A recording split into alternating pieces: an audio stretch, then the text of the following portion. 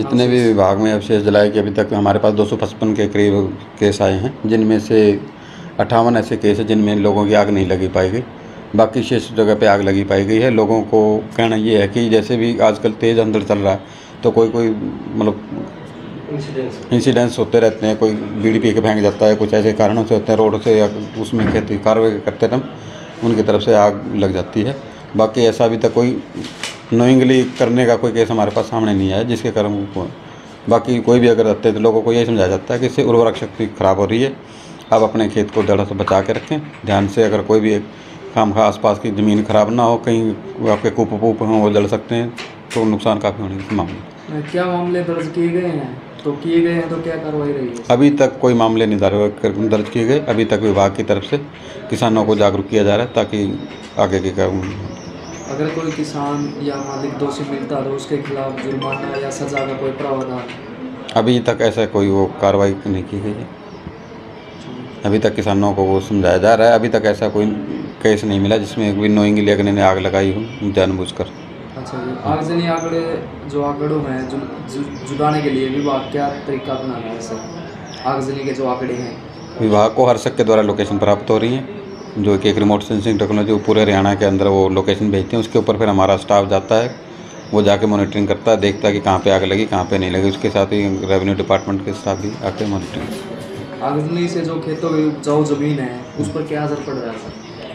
आगजनी के कारण खेतों की उनकी कई नुकसान है। पहला बात तो पर्यावरण प्रदूषण होता है क्योंकि आपके आसपास के लोगों के सांस की और से दिक्कत होती है। दूसरा ये है कि ये जैसे ज़मीन के अंदर कई तरह के माइक्रो ऑर्गेनिज्म होते हैं, वो माइक्रो ऑर्गेनिज्म जैसे आग लगती है तो सारे के सारे जल जाते हैं, जिसके कारण भूमि की उर्वरक शक्ति विनाश होती है। एक होते हैं ऑर्गेनिक कार्बन ट्रेंड, भूमि के जैविक कार्बन कहते हैं।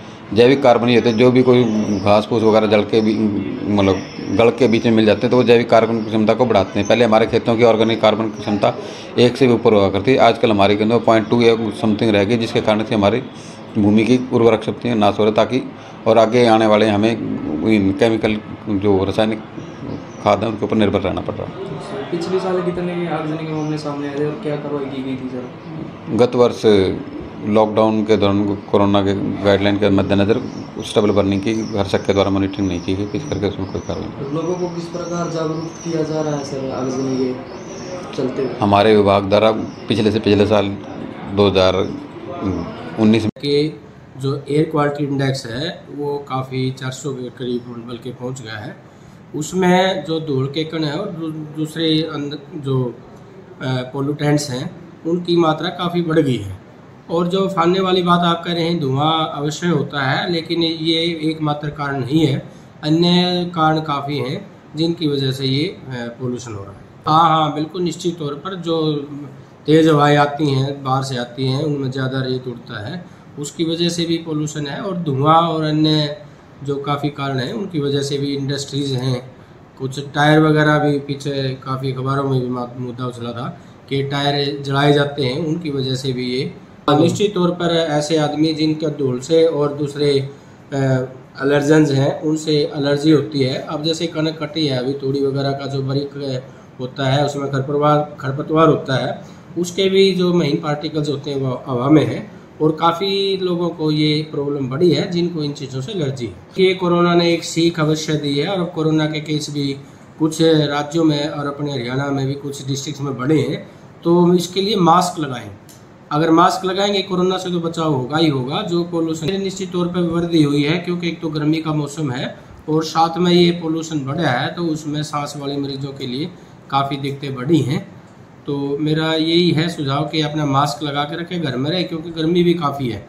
तो अगर घर में रह सकते हैं घर में रहें, अगर ज़रूरी है तो बाहर निकले तो मास्क वैसे लगा लें। सर, जो छोटे बच्चे हैं उनको काफ़ी परेशानी आती है? जी बिल्कुल, छोटे बच्चों की भी आती है। इसमें भी बच्चों को जो है डिहाइड्रेशन का भी खतरा रहता है गर्मी में, तो बच्चों को पानी वगैरह या होममेड फ्लूइड्स जो दिए जाने हैं उनका विशेष ध्यान रखें और बच्चों को गर्मी में ना जाने दें।